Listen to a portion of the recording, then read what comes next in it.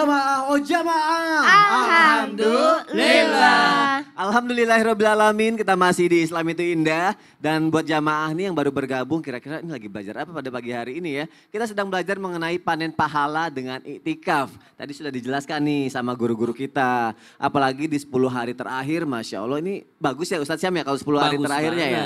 Subhanallah. Berarti ini kesempatan kita untuk melakukan iktikaf ya. Betul. Nah kalau pengen iktikaf, caranya biar bisa khusyuk bagaimana nih? Karena kan mungkin takutnya ada gangguan-gangguan di luar atau teman yang ngajak ngobrol atau apa. Nah aku mohon penjelasannya Ustadz Syam. Baik, bismillahirrahmanirrahim. Tabi guruku, Ustadz Ahmad Khan, Ustadz Maulana Mas Soni, Faz, serta guru-guru kami yang dimuliakan Allah Subhanahu wa Ta'ala. A'udzu billahi minasy syaithanir rajim. Law anzalna hadzal qur'ana 'ala jabalin la ra'aitahu khashi'an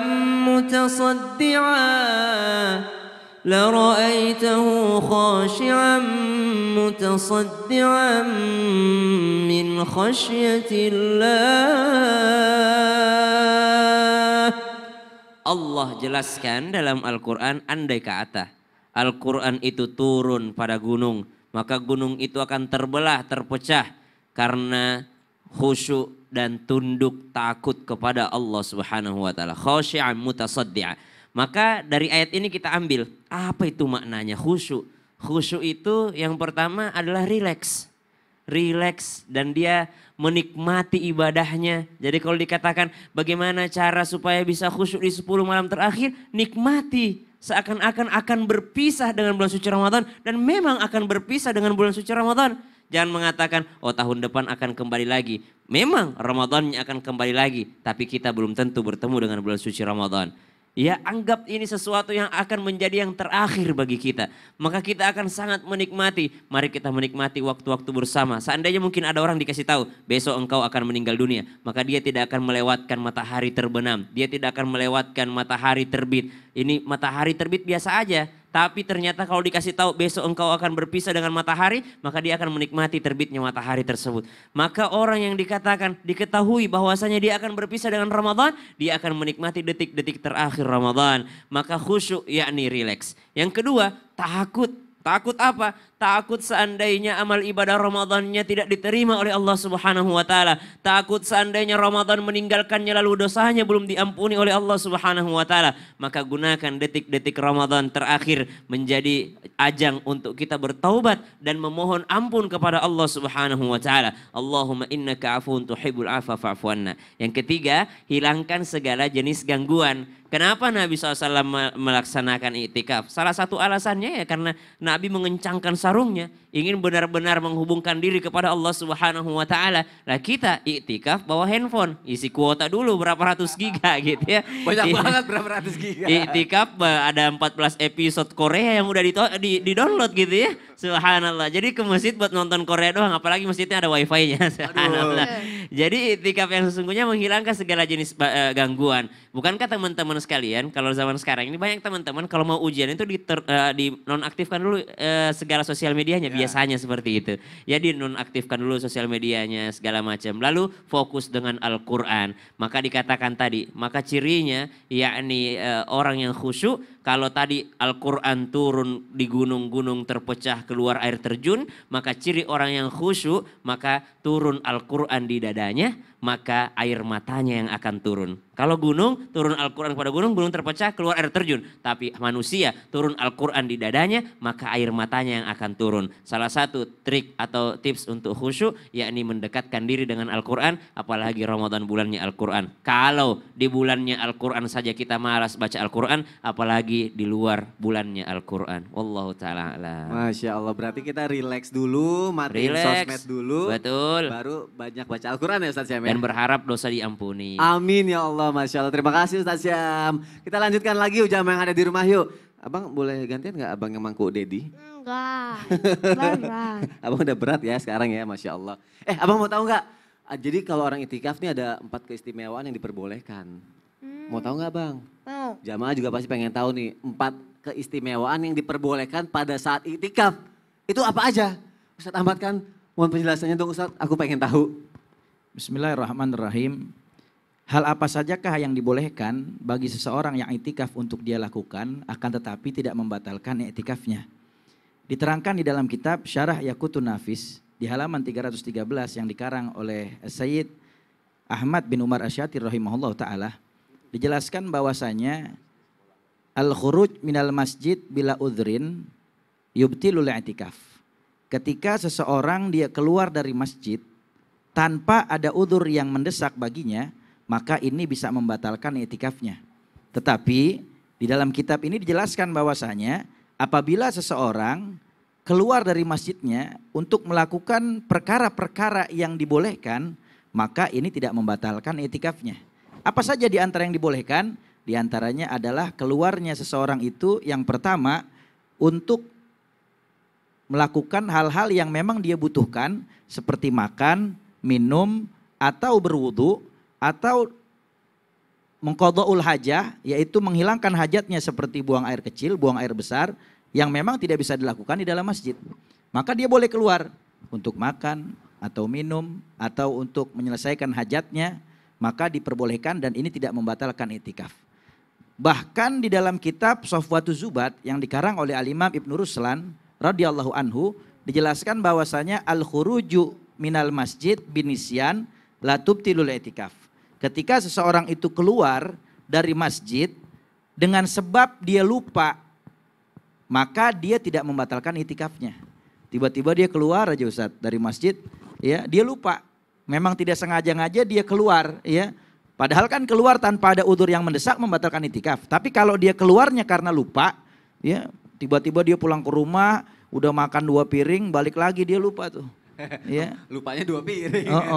Atau mungkin keluar dari masjid dia melakukan hal-hal yang lain, ya, disebabkan karena lupa baru kembali lagi ke masjid, maka tidak membatalkan i'tikaf. Au qadha'i hajatil insan. Dan dalam kitab ini juga diterangkan ketika seseorang dia keluar dari masjid untuk memenuhi kebutuhan orang lain, maka ini juga tidak membatalkan i'tikaf. Misalnya ketika di dalam masjid dia melihat dari dalam masjid, di luar masjid ada orang yang membutuhkan bantuan, maka dia keluar. Untuk apa? Untuk memenuhi kebutuhan orang lain, maka dibolehkan. Dan ini tidak membatalkan i'tikaf. Bahkan maradun syuqqa alaihil maqam. Ketika seseorang i'tikaf tiba-tiba dia sakit, meriang, demam, pusing, maka dia boleh keluar untuk berobat ke dokter atau untuk melakukan penyembuhan. Nah, maka ini tidak membatalkan i'tikaf. Nanti setelah selesai dia berobat atau selesai dari sakitnya dia kembali lagi, maka dia lanjutkan i'tikafnya, tidak harus meniat ulang. Dan semasa dia sakit itu dia tetap mendapatkan pahala i'tikaf. Atau perempuan yang haid, maka ketika perempuan haid atau nifas, di dalam kitab Zubat dikatakan ketika perempuan haid atau nifas pada saat dia keluar dari masjid, maka ketahuilah walaupun dia berada di rumah, dia tetap mendapatkan pahala i'tikafnya. Kalau dia niatkan dari awal dia i'tikaf 10 hari, ternyata di hari ke-5 dia datang bulan atau haid, maka di hari ke-6 sampai hari ke-10 walaupun dia di rumah dalam keadaan haid, dia tetap mendapatkan pahala i'tikaf. Begitu juga wal ghusli min ihtilam. Ketika seseorang di dalam masjid i'tikaf, ketika dia i'tikaf ternyata ketiduran. Dan pada saat ketiduran ternyata dia mimpi yang menyebabkan dia keluar mani. Maka dia keluar dari masjid tujuannya untuk apa? Tujuannya untuk mandi hadas besar. Maka ini dibolehkan dan tidak membatalkan i'tikaf. Dan masih banyak lagi perkara-perkara yang dijelaskan di dalam fikih yang boleh dilakukan bagi orang yang i'tikaf dan tidak membatalkan i'tikaf. Maka mudah-mudahan Allah mudahkan kita untuk bisa beriktikaf, terlebih lagi di 10 hari terakhir daripada bulan suci Ramadan, dan mudah-mudahan Allah mudahkan kita. Wallahu a'lam bishawab. Masya Allah, jazakallah khair Ustadz Ahmad kan, terima kasih. Jadi untuk jamaah yang selama ini mungkin bingung atau gundah gulana, ini boleh apa enggak? Terjawab ya pada pagi hari ini ya. Semangat ya jamaah ya ibadahnya, itikafnya juga semangat. Karena ibadah itu kan mengandung hikmah, kerahasiaan, juga tujuan, juga kedahsyatan. Nah kita tanya nih, dahsyatnya ketika melakukan itikaf, itu apa Ustadz Maulana? Sini. Wah, apa tuh? Ayo. Dahsyatnya. Coba. Bilang. Ngomong, dahsyatnya. Dahsyatnya Wah, itikaf. iktikaf. Oh, bagus. Dengerin, dahsyatnya orang itikaf akan menggapai Lailatul Qadar. Jadi, kalau pas mau nggak itikaf? Mau Coba ajak teman-teman itikaf yuk. iktikaf yuk teman-teman. Supaya bisa dapat Lailatul Qadar. Supaya kita bisa dapat Lailatul Qadar. Mau tahu nggak kemuliaannya Lailatul Qadar? Buat teman-teman yang ada di rumah, Kalau mau dapat Lailatul Qadar itu luar biasa, kita itikaf. Jadi enak, semangat ibadahnya. Kan kita ngaji sama-sama, terus kita nginap di masjid. Senang kan? Senang kan? Iya. Pasti senang. Ada di masjid, kumpul sama teman-teman, jadi ngaji bareng, jadi enak. Dapat pelajaran ilmu agama. Pas pernah ngerasain seperti itu enggak di sekolah? Belum pernah sih selama COVID. Belum pernah. Karena belum dapat izin dari Mbak Dedi. Iya. Iya, saya tahu itu. Apalagi setiap saatnya itu dapat pahala pas. Mau tahu nggak pahalanya? Mau tahu nggak pahalanya? Mau. Lebih mulia daripada salat sunat 1000 rakaat. Yes. Ah, luar biasa kan? Iya. Nah ini yang harus kita camkan. Buat semuanya jadi semangat untuk itikafnya. Dan ini bagian daripada sunnah Rasul. Jadi kalau kita niatkan sebagai sunnah Rasul, saat itu kita dapat pahala. Dan kalau kita laksanakan sunnah Rasul, berarti kita dicintai oleh Rasul. Senang kan? Maka orang-orang yang itikaf itu otomatis khusyuk. Karena tidak ada gangguan. Gak usah bawa handphone. Nggak usah bawa gangguan. Tapi kalau kita di rumah zikir ibadah, kadang-kadang ada gangguan. Iya. Biasanya kalau pas kalau ibadah diganggu sama siapa? Kakak Ijas. Coba beritahu Jas. Coba beritahu. Kak, jangan gangguin abang sholat terus ya kak. Iya, jadi supaya tidak diganggu ngapain? Biar gak digangguin sama kakak, iktikaf di masjid. Oke, itu luar biasa. Dan hebatnya lagi, kalau bisa kita itikaf, maka kita akan mendapatkan apa? Mengevaluasi diri, merenungkan diri, bermuhasabah, menyadari dosa-dosa kita. Coba kalau pada saat kira-kira kalau pas gini. Kira-kira tiba-tiba coba jimmy-jimnya dong. Sini. Kira-kira kalau Lailatul Qadar datang, dirimu minta apa pas? Minta apa sama Allah? Minta keluarga sehat-sehat aja. Coba minta sama Allah dengan bahasanya pas. Ya Allah. Ya Allah, berilah kesehatan kepada keluargaku. Amin. Limpahnya rezeki, Amin. kebahagiaan. Ya. Semoga Dedi semakin lancar syutingnya. Amin. Selama ini gak lancar ya? Semoga juga Bang bisa jadi host Islam itu ya. Luar biasa. Ya Allah, jamaah yang di rumah, kayaknya tahun depan saya sudah kalah sama dia. Aduh, udah sama besar nih. Nah, kalau begitu jadi itu keutamaannya, keuntungannya. Jadi anak-anak bisa tuh diajarin sebagai orang tua. Ya. Nah, ada niat nggak mau ngajakin pas untuk itikaf? Mau, setelah belajar ini aku langsung mau ngajak itikaf. Beneran nih? Beneran. Kenapa? Ya karena supaya lebih ibadahnya lebih khusyuk lagi. Tahu anak-anak nggak? juga belajar Tahu gitu. nggak? Apa? Ini bagian daripada mendidik anak untuk bisa mencintai masjid. Masya Hatinya Allah. terpaut dengan masjid. Nih. Ya. Karena nanti masjid akan datang memberikan syafaat buat kita. Makanya luar biasa kalau anak sejak dini, anak itu diperkenalkan untuk bisa mengenal masjid dan mencintai masjid. Lewat jalan apa? Belajar itikaf. Masya Allah. Ustaz Maulana terima kasih. Iya. Makasih Aku Ustaz. juga makasih karena lebih seru. Supaya bisa ngajakin teman-teman juga bisa itikaf. Yuk kita itikaf. Sekali lagi bilang.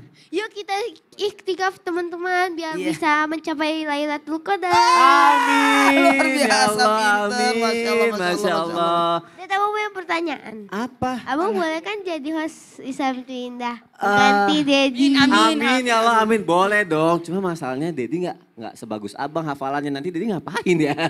Di rumah. Kalau di rumah. Amin, insya Allah ya. Insya Allah, amin ya robbal alamin. Doain ya teman-teman ya. Insya Allah abang jadi anak yang soleh ketika besar nanti ya. Masya Allah. Sekarang Dedi mau ngebacain nih bang. Pertanyaan lagi yang udah masuk ke media sosial Islam itu Indah nih. Yeay. Jadi bacain ya jamaah yang ada di rumah ya. Ada pertanyaan dari hamba Allah. Assalamualaikum Ustadz. Misal kita sedang khusyuk melakukan itikaf. Tiba-tiba ada teman memanggil dan mengajak berbicara. Bolehkah kita menjawab di sela-sela itikaf? Boleh nggak nih Ustadz Syam? Jadi iktikaf itu harus dipahami dari awal kita membahas bahwa iktikaf itu bukan berarti nggak boleh bicara gitu ya. Bukan berarti nggak boleh berinteraksi dengan manusia. Karena di dalam masjid juga ada interaksi sesama manusia.